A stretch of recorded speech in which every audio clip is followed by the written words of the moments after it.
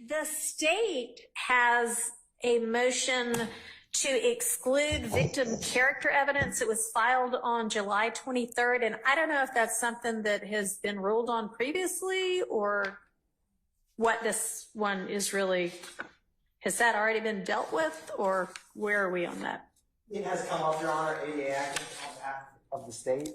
The state wanted to file that for the court's guidance of any motions where we were going through specifically Mr. Copeland's redactions. Okay. And there was a couple times, and Judge Glanville overruled the state's objection. We wanted some what we classified as speculative homicides that the deceased victim, Mr. Thomas, was involved in, that Mr. Copeland speaks about in his interviews. Okay. And so those redaction conversations with the court were after June 12th.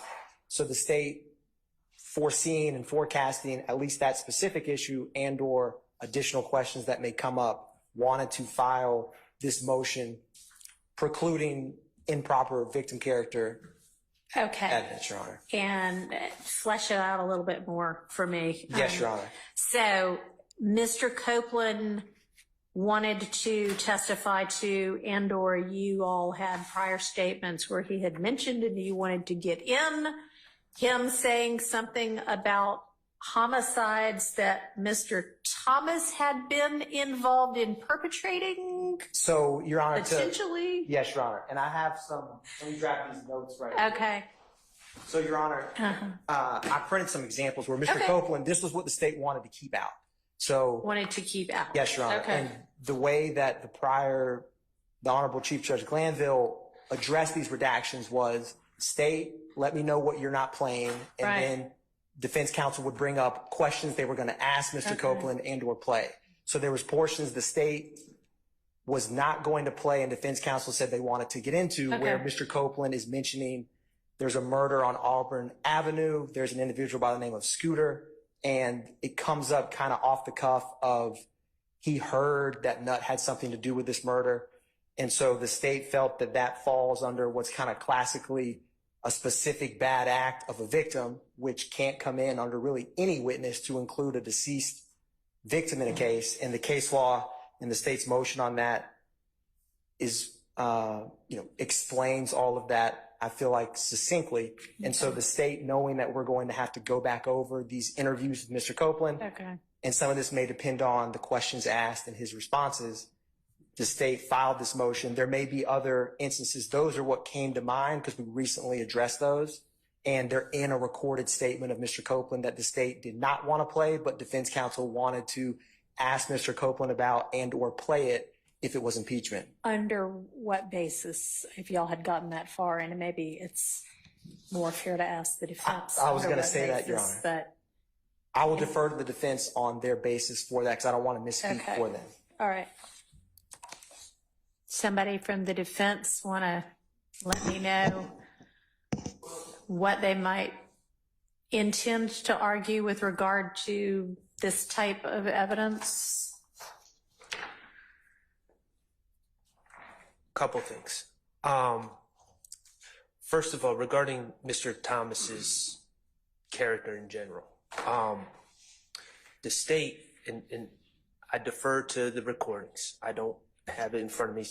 I'm not intentionally misspeaking. My recollection is Miss Love indicated on January 10, 2015, Mr. Thomas was just hanging out, on the street with his good friends, having a good time and, just having a friendly time. And then these mean guys did this thing to him, which was misleading. But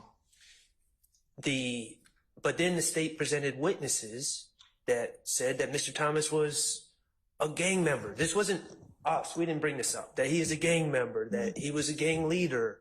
And then they brought in experts that talked about If Gang, Inglewood Family Gang, and Bird Gang. And these are the gangs that Mr. Thomas was associated with. And so all this character evidence has really come from the state's witnesses, and it's been elicited by the state. Now, regarding what Mr. Adkins just spoke of, I think we're putting the cart a little bit before the horse, because these are things that Mr. Copeland said in out-of-court statements. I am not conceding. I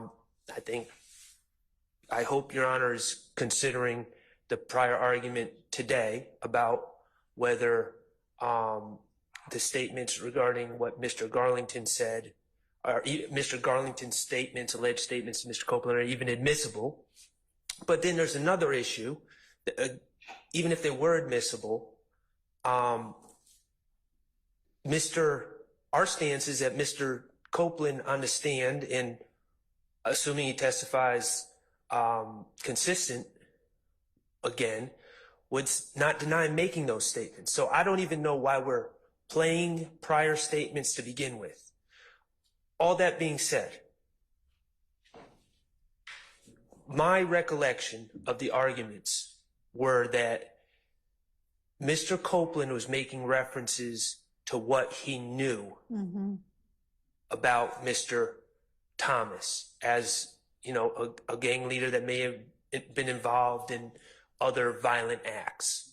My recollection of the litigation of that issue was that certain defendants, and it wasn't on behalf of Mr. Stillwell, but certain defendants have argued that Mr. Copeland is responsible for the death of Mr. Thomas.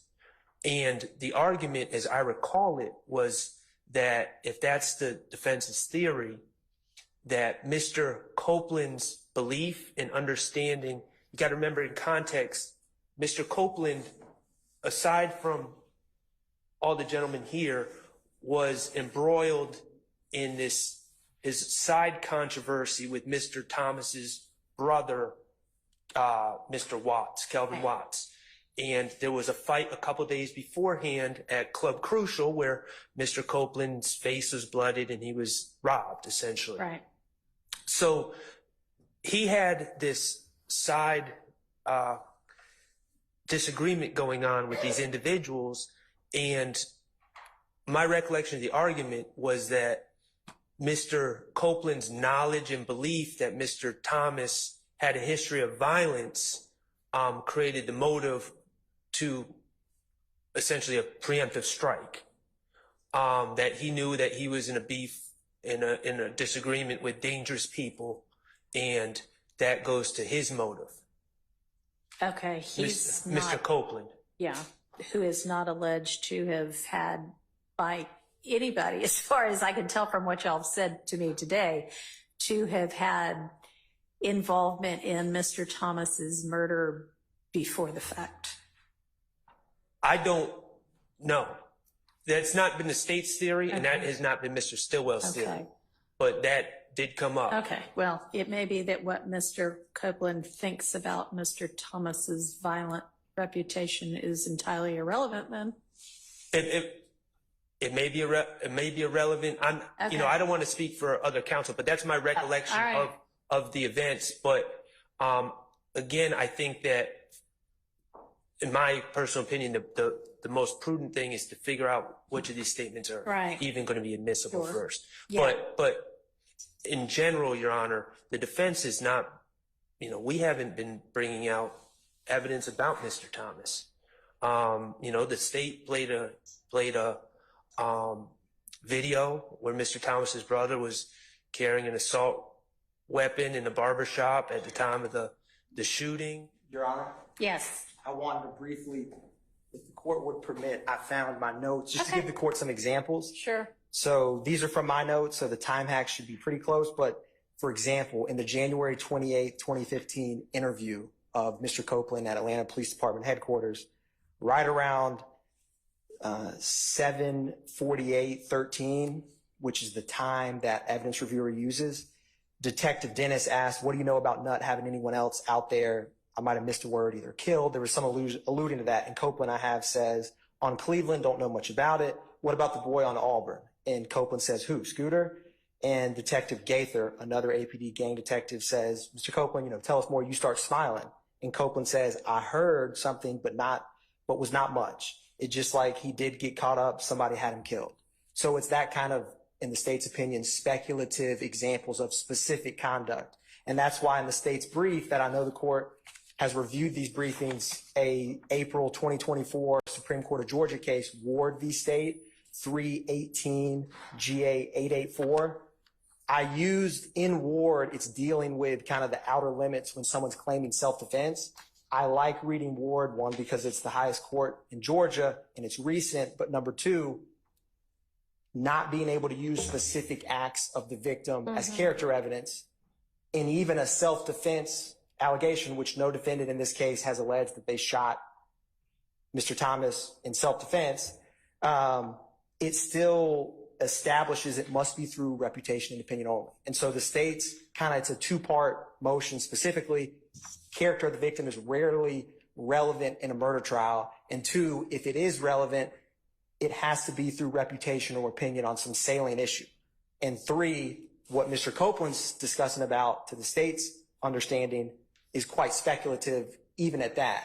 But the state's position is specific bad acts, which murder, I can't think of a more concrete example of a specific bad act of a witness or a deceased victim than murder.